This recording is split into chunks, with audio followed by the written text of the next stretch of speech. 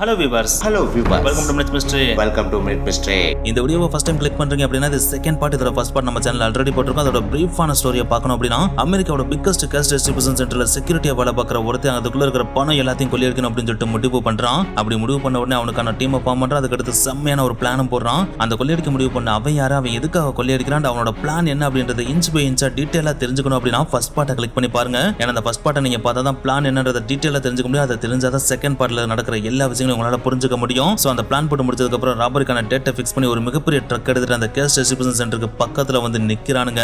அப்படி நின்றதுக்கு அப்புறம் என்ன நடக்குது அப்படின்றத இப்ப ரெமினிங் ஸ்டோரியில பார்க்கலாம். எஸ் ட்ரக்க பார்த்தா டைரக்டா கேஷ் டிஸ்ட்ரிபியூஷன் சென்டரோட கேட்டுக்கு முன்னாடியே போய் நிப்பாட்டுறானுங்க. அப்படி நிப்பாட்டின உடனே நைஸ் அந்த ட்ரக்ல இருக்கிற 5 பேரும் பார்த்தா சைலண்டா கீழே இறங்கி எம்ப்ளாய் சென்டர் ஆகிற அந்த ஒரு கேட் இருக்கு பாத்தீங்களா, அந்த கேட் கிட்ட போயிடுறானுங்க. ஒன்ஸ் அந்த கேட்டை ரீச் பண்ண உடனே ஆளனோட கையில தான் ஆல்ரெடி காப்பி எடுத்த சாவி இருக்கு இல்லையா, சோ அந்த சாவியை வச்சு பார்த்தா அந்த கேட்டை நைஸா ஓபன் பண்ணி உள்ள என்டர் ஆயிடுறான். அப்படி என்டர் ஆன உடனே உள்ள பார்த்தா ஹால்வேக்குள்ள இவங்க என்டர் ஆயிடுறாங்க. ஒன்ஸ் இந்த ஹால்வேக்குள்ள என்டர் ஆன உடனே இவங்க பண்ண வேண்டிய முதல் வேலையே இது நாள் வரைக்கும் ஆளனோட வீட்ல சிசிடிவி கேமரால இருந்து எப்படி ஸ்கிப் ஆகுதுன்றதுக்கு ட்ரைனிங் எடுத்தாங்க இல்லையா, அந்த ட்ரைனிங்கை இப்போ அவங்க எக்ஸிக்யூட் பண்ண வேண்டிய சிச்சுவேஷன்ல இருக்காங்க. சோ அதனால ஆளன் தன்னோட கையில கட்டிருக்க வாட்சை பார்க்குற அந்த வாட்ச்ல பார்த்தா டைம் டிக்கிங். அது கரெக்டா ஒரு டைம் வர்றப்ப தன்னோட டீம் மெம்பர்ஸ் எல்லாட்டி ஒரு சிக்னலை காமிச்சா அப்படி காமிச்ச உடனே ஃபர்ஸ்ட் சிசிடிவி கேமரால இருந்து ஸ்கிப் பண்ணி டக்குன்னு கிராஸ் பண்ணி போயிடறானுங்க. அப்படி போன உடனே அவங்க ரீச் பண்ண இடம் கார்டு ரூமா இருக்கு. சோ இந்த ஒரு கார்டு ரூம்ல கண்டிப்பா உள்ள ஒரு செக்யூரிட்டி கார்டு இருப்பா அப்படின்றது ஆளனுக்கு நல்லாவே தெரியுது. அது மட்டும் கிடையாது, ஆளனோட டீம் மெம்பர்ஸும் ரேண்டமால இந்த ஒரு டைமை ஃபிக்ஸ் பண்ணி இங்க என்டர் ஆகவே கிடையாது. ஆளன் ரீச் ஆகிற இந்த ஒரு எக்ஸாக்டான டைம்ல தான் அங்க இருக்கிற செக்யூரிட்டி கார்டு டின்னர் சாப்பிட்டுட்டு இருப்பான் அப்படின்றது ஆளனுக்கு நல்லாவே தெரியும். அதனால தான் இந்த ஒரு டைமை ஃபிக்ஸ் பண்ணி உள்ள என்டர் ஆயிருக்காங்க. அப்படி என்டர் ஆன உடனே இப்ப கார்டு முன்னாடி நின்றுட்டு இருக்காங்க இல்லையா, அப்படி நின்றுட்டு இருக்கப்ப தன்னோட டீம் மெம்பர்ஸ் எல்லாத்தையுமே இப்ப நம்ம டோரை டப்புன்னு ஓபன் பண்றோம். ஓபன் பண்ண உடனே உள்ள டின்னர் சாப்பிட்டுட்டு இருக்கிற செக்யூரிட்டி கார்டை பிடிக்கணும். அப்படி பிடிச்ச உடனே அவனோட கன்ஸ் எல்லாத்தையும் கைப்பற்றணும்னு சொல்லிட்டு சொல்றான். அப்படி சொன்ன உடனே டப்புன்னு டோரை ஓபன் பண்றான். ஓபன் பண்ண உடனே மிச்சம் இருக்கிற 4 பேர் குடுகுடுன்னு உள்ள ஓடி போயிட்டு தன்னோட கன் எடுத்து செக்யூரிட்டி கார்டுக்கு முன்னாடி நீட்டி உங்ககிட்ட இருக்க கன் எங்கிட்ட கொடுன்னு சொல்லிட்டு கண்ணை வாங்கிடுறானுங்க. அப்படி வாங்கின உடனே டின்னர் சாப்பிட்டுட்டு இருந்த செக்யூரிட்டி கார்டோட கை கால்கள் எல்லாத்தையுமே கட்டி வாயில டேப்பை போட்டு ஒட்டி அங்கேயே படுக்க வச்சிருக்காங்க. சோ அப்படி படுக்க வச்ச உடனே அடுத்து ஆளன் பண்ண முதல் வேலையை மானிட்டர் ரூம்குள்ள என்டர் ஆகிறதா தான் இருந்துச்சு. ஏன்னா ஒன்ஸ் மானிட்டர் ரூம்குள்ள போயிட்டான் அப்படின்னா இப்ப யார் யாரெல்லாம் இந்த பில்டிங்ல இருக்க எத்தனை பேர் இருக்கானுங்க, அவங்க எல்லாரும் என்னென்ன வேலை பார்த்துட்டு இருக்காங்க என்ற எல்லா டீட்டெயிலையும் கலெக்ட் பண்ணிடலாம் இல்லையா. சோ அதுக்காக தான் இப்ப மானிட்டர் ரூம்குள்ள ஆளன் என்டர் ஆகிறா. அப்படி என்டர் ஆன உடனே அந்த எல்லா விஷயத்தையும் கம்ப்ளீட்டா நோட் பண்றான். அப்படி ஒன்ஸ் நோட் பண்ண உடனே அடுத்து ஆளன் பண்ண முதல் விஷயமே அந்த சிசிடிவி கேமரா ரெக்கார்ட் ஆயிட்டு இருக்கிற டேப் இருக்கு பாத்தீங்கன்னா, அந்த டேப்பை வெளியே எடுக்கிறதா இருந்துச்சு. எஸ் அந்த டேப் எல்லாத்தையும் எடுத்து தன்னோட பையில போட்டுக்கிறான். எனக்கு 1997 காலகட்டம் இல்லையா, சோ அந்த காலகட்டத்தில் பார்த்தீங்கன்னா இப்ப இருக்கிற மாதிரி க்ளவுட் ஸ்டோரேஜ் எல்லாம் கிடையவே கிடையாது. அதாவது இப்பலாம் பார்த்தீங்கன்னா சிசிடிவி கேமரா ரெக்கார்ட் ஆகிறதுலாம் பார்த்தீங்கன்னா க்ளவுட் ஸ்டோரேஜ்ல ஸ்டோர் ஆயிரும். அதை நம்மளால திருடவே முடியாது, நம்ம எங்க இருந்தாலும் அதை அக்சஸ் பண்ணிக்கலாம் இல்லையா. ஆனா 1997 அப்படி ஒண்ணு கிடையவே கிடையாது.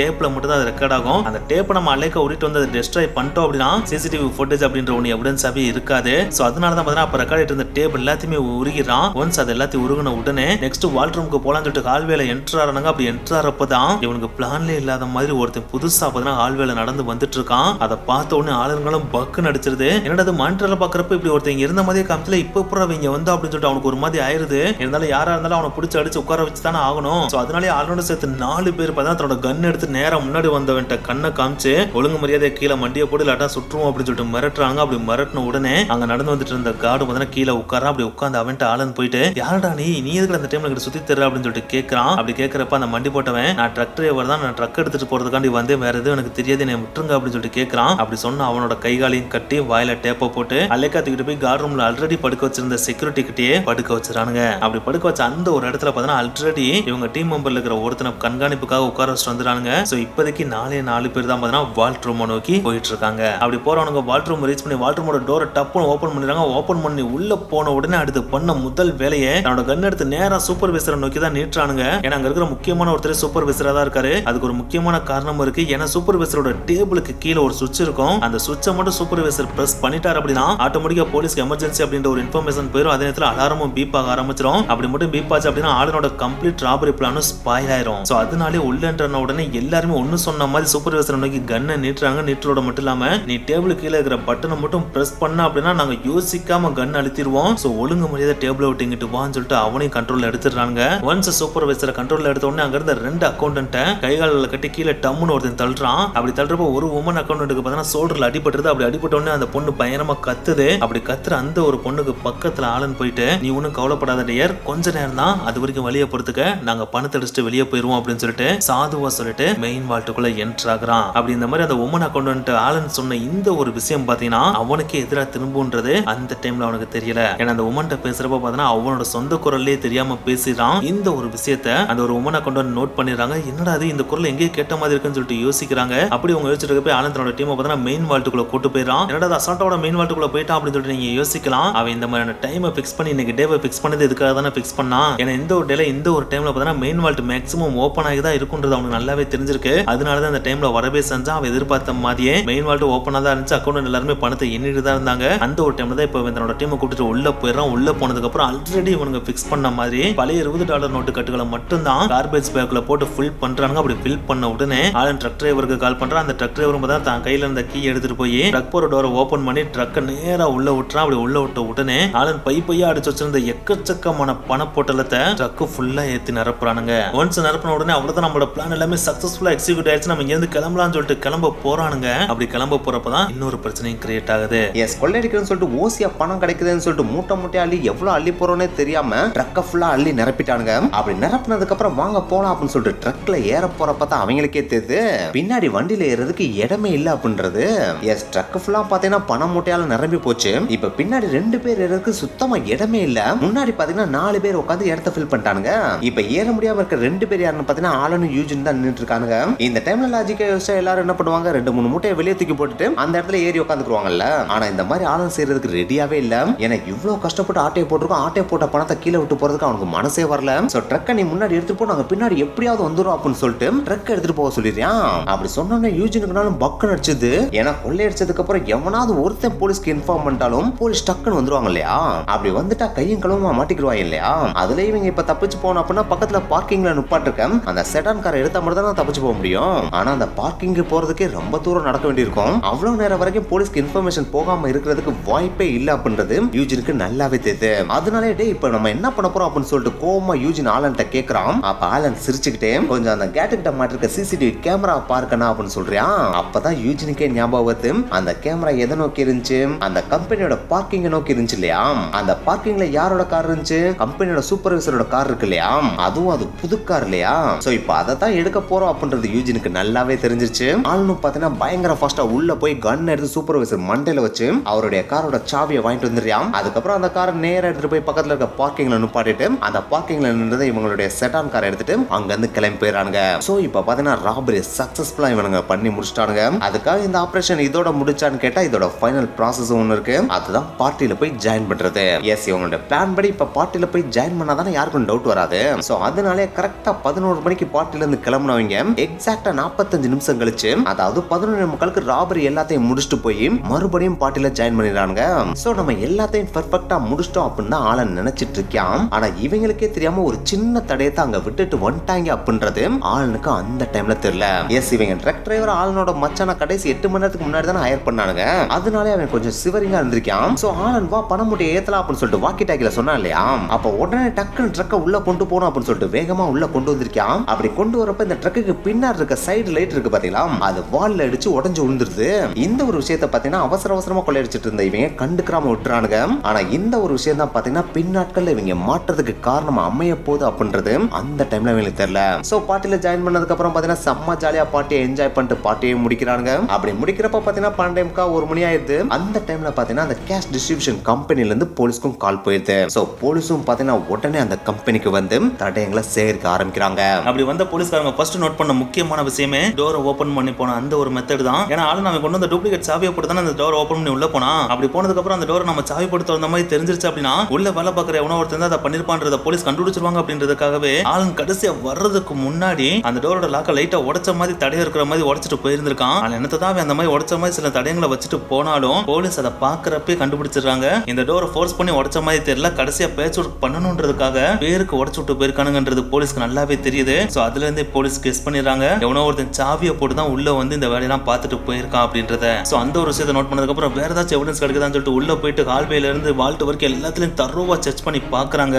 ஆனா என்னத்தை சர்ச் பண்ணி பார்த்தாலும் எந்த ஒரு தடயத்தையும் அவங்களால கண்டுபிடிக்கவே முடியல. அவ்வளவு பெர்ஃபெக்ட்டா ஸ்மார்ட்டா அவங்க வேலையை பார்த்துட்டு போயிருக்கானுங்க. சரி சிசிடிவி கேமரா போட்டுச்சும் பார்க்கலாம் சொல்லிட்டு மானிட்டர் ரூமுக்கு போறாங்க. ஆனா அங்க போய் பார்த்தா கரண்டா ரெக்கார்ட் ஆன எந்த ஒரு டேப்பையுமே அங்க காணா. என்னடா டேப்பையும் திருடிட்டு போயிட்டாங்க, இப்ப நம்ம என்னடா பண்றதுன்னு சொல்லிட்டு போலீஸ் யோசிச்சுட்டு இருக்கப்ப அந்த கேஸ் டிஸ்ட்ரிபியூஷன் கம்பெனியோட சூப்பர்வைசர் வந்து சார் இந்த கம்பெனில ஒரே ஒரு மானிட்டர் ரூம் மட்டும் கிடையாது, இன்னொரு சீக்ரெட்டான மானிட்டர் ரூம் இருக்கு, அங்கேயும் பாத்தீங்கன்னா நாங்க பேக்கப்காக இந்த சிசிடிவி ஃபுட்டேஜ் எல்லாத்தையுமே ரெக்கார்ட் பண்ணிட்டு இருக்கோம், அங்க போய் நம்ம பார்க்கலாம் சார் சொல்லிட்டு போலீஸை கூட்டு போறாப்ல. பார்த்தா அங்க போய் பாக்குறப்ப அந்த அந்த ரூமும் ஓபன் பண்ணப்பட்டு அங்க இருக்கிற கேசட்டும் திருடப்பட்டிருக்கு. சோ இந்த ஒரு இடத்துல தான் அந்த போலீஸ்காரருக்கா இருந்தாலும் சரி சூப்பர்வைசருக்கா இருந்தாலும் சரி செம்மையான ஒரு டவுட் கிரியேட் ஆகுது. ஏன்னா இந்த ஒரு சீக்ரெட்டான மானிட்டரிங் ரூம் பாத்தீங்கன்னா இந்த கம்பெனில வேலை பார்க்குற சாதாரண எம்ப்ளாயிஸ் யாருக்குமே தெரியாது. இதை தெரிஞ்சவங்க மேக்ஸிமம் இந்த கம்பெனில வேலை பார்க்குற ஹையர் பொசிஷன்ல இருக்கவங்க அண்ட் இந்த மானிட்டரிங் ரூமுக்கு இன்சார்ஜா வந்திருக்கிற கார்ட்ஸ் இருப்பாங்க பாத்தீங்களா, அவங்களுக்கு மட்டும் தான் தெரியவே செய்யும். அப்படிப்பட்ட இந்த ஒரு இன்ஃபர்மேஷன் எப்படி திருட வந்தவங்களுக்கு தெரிஞ்சிச்சு, அவங்க எப்படி இந்த சீக்ரெட் மானிட்டரிங் ரூம்ல போயிட்டு இந்த கேசட்டை எடுத்துட்டு போனாங்க அப்படின்றதான் இப்போதைக்கு போலீஸ்க்கு இருக்கிற ஒரு மிகப்பெரிய டவுட்டா இருக்கு. அந்த கடைசியா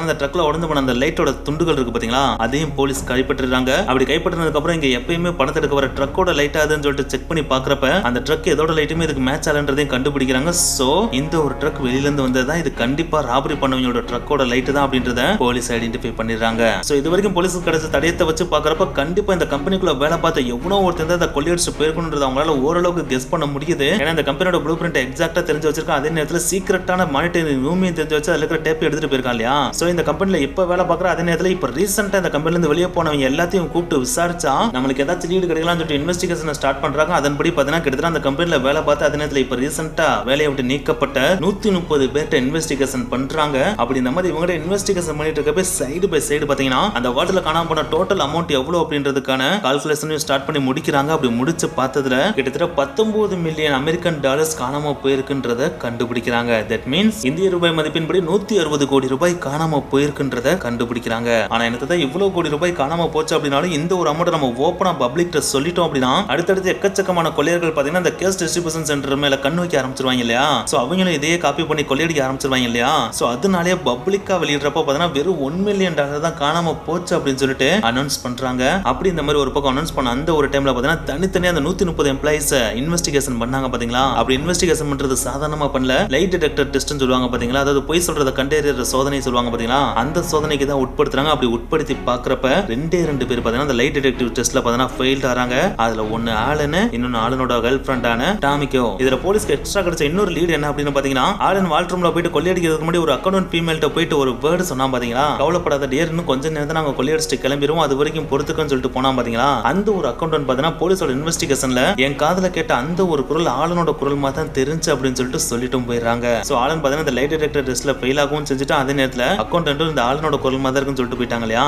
சோ ஆலன் மேல பாத்தீங்கன்னா போலீஸோட கண்ணு முழுசா விழுக ஆரம்பிக்குது. ஆனா என்னதான் போலீஸோட பார்வை ஆலன் மேல விழுந்தாலும் ஆலன் தான் இதை பண்ணிருப்பான்றதுக்கான கிளியர் கட்டான எவிடன்ஸ் கிடைச்சா மட்டும்தான் போலீஸால ஆலன் அரெஸ்ட் பண்ண முடியும் இல்லையா. சோ அதனால எவிடன்ஸ் கலெக்ட் பண்ணணும் அப்படின்றதுக்காக ஆலனை பாத்தீங்கன்னா அந்த டைம்ல ஃப்ரீயா விடுற மாதிரி விட்டுட்டு 24/7 ஆலனை பாத்தீங்கன்னா கண்காணிக்க ஆரம்பிக்கிறாங்க. ஆனா என்னதான் 24/7 அப்படின்ற மாதிரி போலீஸ் ஆலனை கண்காணிச்சாலும் ஆலன்ட்ட இருந்து எந்த விதமான எவிடன்ஸையும் போலீஸால கண்டுபிடிக்கவே முடியல. ஏன்னா ஆலன் பாத்தீங்கன்னா கொள்ளையடிச்சிட்டு வந்த அடுத்த நாளே போலீஸ் இந்த மாதிரி இன்வெஸ்டிகேஷன் ஸ்டார்ட் பண்றதுக்கு முன்னாடியே பாத்தீங்கன்னா அந்த ட்ரக்ல கொள்ளையடிச்சிட்டு வந்த பணத்தை எல்லாத்தையுமே ஒரு சீக்ரெட்டான கேரேஜ்ல போயிட்டு மொத்தமா வச்சு அடைச்சிட்டானுங்க. அப்படி அடைச்ச அந்த ஒரு பணத்தை பாத்தீங்கன்னா 6 பங்கா பிரிச்சு தான் அடைச்சே வச்சிருக்கானுங்க. அப்படி பிரிச்சு அடைச்சு வச்ச அந்த ஒரு பங்கை பாத்தீங்கன்னா உடனே எடுத்து செலவு பண்ண கூடாதுன்னு சொல்லிட்டு ஆலன் தன்னோட டீம் மெம்பர்ஸ் எல்லாத்தையுமே ஸ்ட்ரிக்ட்டா ரூல்ஸ் போட்டுறான். ஏன்னா உடனே எடுத்து நம்ம செலவு பண்ண ஆரம்பிச்சோம் அப்படின்னா சப்போஸ் நம்ம மேல போலீஸோட பார்வை விழுந்துச்சு அப்படின்னா நம்ம மாட்டிக்கிருவோம். அதுல முக்கியமா நீங்க பண்ணக்கூடாத விஷயம் லக்ஸரியான எந்த ஒரு ஐட்டமும் வாங்கக்கூடாது. அதாவது நான் காரை வாங்குறேன், பங்களா வாங்குறேன், இல்லாட்டினா வீடை வாங்குறேன்னு சொல்லிட்டு எந்த ஒரு விஷயத்தை நீங்க பண்ணவே கூடாது. நம்ம இப்ப கொள்ளையடிச்ச இந்த ஒரு பணத்தை கொஞ்சம் கொஞ்சமா தான் வெள்ளை பணமா மாத்தணும். அதுக்கான ஐடியாஸ் நான் கொஞ்சமா கேதர் பண்ணிட்டு இருக்கேன். கூடிய சீக்கிரம் நான் ஒரு கடையை ஆரம்பிக்க போறேன். அப்படி கடை ஆரம்பிச்சதுக்கு அப்புறம் நான் எக்கச்சக்கமான ஆஃபர் போட்டு கூட்டத்தை கூட்டுவேன். அப்படி கூட்டத்தை கூட்டினதுக்கு அப்புறம் அதுல இருந்து ப்ராஃபிட் வர்ற மாதிரி நம்ம கொள்ளையடிச்ச பணத்தை கொஞ்சமா கடைக்குள்ள கொண்டு வந்து வெள்ளை பணமா மாத்த ஆரம்பிப்போம் அப்படின்னு சொல்லிட்டு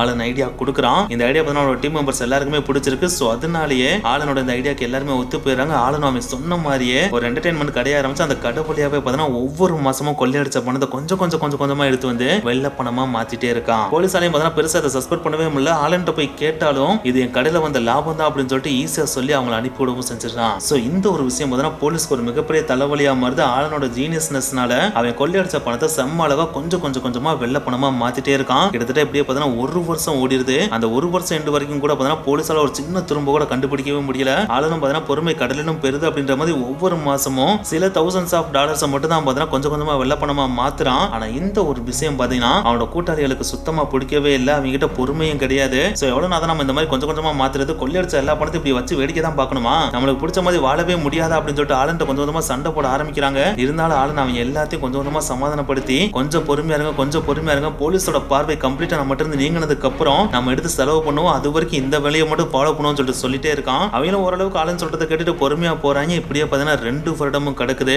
அந்த 2 வருடம் கடந்ததுக்கு அப்புறம் தான் ஒரு மிகப்பெரிய பிரச்சனையும் உருவாது. எஸ், இப்படி 2 வருஷம் கடந்ததுக்கு அப்புறம் FBI கடுப்பாயிருது. ஏன்டா அது 160 கோடி ரூபாய் கொள்ளையடிச்சு போயிருக்கேன், நம்மளால ஒரு சின்ன துரும்ப கூட கண்டுபிடிக்க முடியலையே, இப்படியே போனா வேலைக்கு ஆகாது, இனி மக்கள்கிட்ட இதை விட்டாதான் ஓரளவுக்காவது இதை கண்டுபிடிக்க முடியும் அப்படின்னு சொல்லிட்டு இந்த கொள்ளையை பத்தின துப்பு கொடுக்கறவங்களுக்கு $2,50,000 ரிவார்டா கொடுக்கப்படும் அப்படின்னு சொல்லிட்டு அனௌன்ஸ் பண்ணிடுறாங்க. இந்த அனௌன்ஸ்மெண்ட் வந்தோடனே லாஸ் ஏஞ்சல்ஸ்ல இருக்க எக்கச்சக்கம் பேர் பாத்தீங்கன்னா இந்த ராபரியை பத்தி ஏதாவது துப்பு கிடைக்குமா அப்படின்னு சொல்லிட்டு தேட ஆரம்பிக்கிறாங்க. அப்படி லாஸ் ஏஞ்சல்ஸ் மக்கள் எல்லாருமே கண்ணில் விளக்கணையை ஊத்தி தேடிட்டு இருந்த அந்த ஒரு டைம்ல தான் யூஜின் ஒரு மிகப்பெரிய தப்பையும் பண்றான். 2 வருஷம் வரைக்கும் பொறுமையா இருந்தா அவன் 2 வருஷத்துக்கு அப்புறம் பொறுமையை இழந்துடுறான். அதான் 2 வருஷம் ஆச்சுல, இதுக்கு மேலேயுமா போலீஸ் இந்த கேஸ் எல்லாம் நடத்திட்டு இருப்பாங்க அப்படின்னு சொல்லிட்டு அந்த சீக்ரெட் கேரேஜ்ல இருக்க அவனுடைய அமௌண்ட்ல இருந்து $1,00,000 எடுத்துக்கிட்டு ஒரு ரியல் எஸ்டேட் கம்பெனிக்கு போறான். அங்க போயிட்டு நான் லேண்ட் வாங்கணும், என்கிட்ட $1,00,000 ரெடி கேஷா இருக்கு, எந்த லேண்டா இருந்தாலும் பரவாயில்ல எனக்கு காட்டுங்க, நான் வாங்கிக்கிறேன் அப்படின்னு சொல்றான். சரி நீ முத பணத்தை காட்டு, அதுக்கப்புறம் நான் லேண்டை காட்டுறேன் அப்படின்னு சொல்றாப்ல. அதை கேட்டோன்னே யூஜின் தான் கொண்டு வந்த பெட்டியை ஓபன் பண்ணி காட்டுறான். பார்த்தா அது ஃபுல்லா பாத்தீங்கன்னா $20 நோட்டுகளா நிறைஞ்சிருக்கு. ஆனா அந்த நோட்டு கட்டுகள் எல்லாத்துக்கு மேலேயும் பாத்தீங்கன்னா ஒரு ஸ்ட்ராப் ஒட்டப்பட்டிருக்கு. அந்த ஸ்ட்ராப்ல பாத்தீங்கன்னா டன்பர் ஆர்மர்ட்னு சொல்லிட்டு நேம் எழுதப்பட்டிருக்கு. இத பார்த்தோன்னே அந்த ரியல் எஸ்டேட் ஏஜென்ட்டுக்கு கண்ணு விரிஞ்சிருது. ஏன்னா இந்த டன்பர் ஆர்மர்ட்ல இருந்தானே கொள்ளையடிக்கப்பட்டிருக்கு அப்படின்னு சொல்லிட்டு அனௌன்ஸ் பண்ணியிருந்தாங்க. சோ அந்த ஸ்ட்ராப் கிளிக்கப்படாத நோட்டு கட்டுகள் இருக்கு அப்படின்னா இது அங்க இருந்து கொள்ளையடிச்சதாதான் இருக்கும். ஏன்னா அந்த கம்பெனில இருந்து பணம் டைரக்டா பேங்க்குக்கு தான் போகுமே தவிர கஸ்டமருக்கு போகாது இல்லையா. அப்படி இருக்கப்ப இவன்ட்ட அந்த பணம் இருக்கு அப்படின்னா இது கண்டிப்பா கொள்ளையடிக்கப்பட்ட பணமா தான் இருக்கும் அப்படின்றது ரியல் எஸ்டேட் ஏஜென்ட்டுக்கு ஓரளவுக்கு நல்லாவே தெரியுது. சோ சைலண்டா நான் பாத்ரூம் போயிட்டு வந்துறேன் சார் அப்படின்னு சொல்லிட்டு போயிட்டு போலீஸ்க்கு போன் பண்ணிராப்ல. இப்படி இவர் போன் பண்ணதுக்கு ஒரு காரணம் இருக்கு. ஏன்னா இப்படி போட்டு கொடுத்தா கிட்டத்தட்ட $2,50,000 போலீஸ் சைடுல இருந்து இவருக்கு தருவேன்னு சொல்லிருக்காங்க இல்லையா. சோ அந்த ஒரு ரிவார்டுக்காக தான் இப்படி போட்டு கொடுத்துறாப்ல. போலீஸும் பாத்தீங்கன்னா டன்பர் ஆர்மர்ட் கம்பெனில இருந்து அக்கௌண்டன்ஸை கூப்பிட்டுட்டு டைரக்டா அந்த பிளேஸ்க்கு வந்துடுறாங்க. அப்படி வந்தோடனே யூஜின் தகச்சு போயிடுறான். அப்படி தகச்சு போன அவனுக்கு முன்னாடி அந்த அக்கௌண்டன்ஸ் எல்லாருமே அந்த பணத்தை செக் பண்றாங்க. அப்படி செக் பண்றப்ப அந்த ஸ்ட்ராப்ல பாத்தீங்கன்னா செப்டம்பர் 21, 22, 1997 அப்படின்ற டேட்டும் பொறிக்கப்பட்டிருக்கிறத இவங்க நோட் பண்ணிடுறாங்க. தட் மீன்ஸ் அன்னைக்கு டேட்ல பேங்க்குக்கு அனுப்ப வேண்டிய பணத்தை தான் இவங்க கொள்ளையடிச்சிருக்காங்க அப்படின்றது நல்லாவே தெரிஞ்சுது. சோ போலீஸ் கையும் களவுமா இப்ப எவிடன்ஸோட யூஜின் அல்லேக்கா தூக்கிறாங்க. அப்படி தூக்கிட்டு போன அவனை பாத்தீங்கன்னா இன்வெஸ்டிகேஷன் ரூம்ல போட்டு அடின்னு அடிச்சு விசாரிக்கிறாங்க. ஆனா என்னத்த அடிச்சாலும் இவன் வாயில இருந்து ஒரு வார்த்தையும் வர மாட்டேங்குது.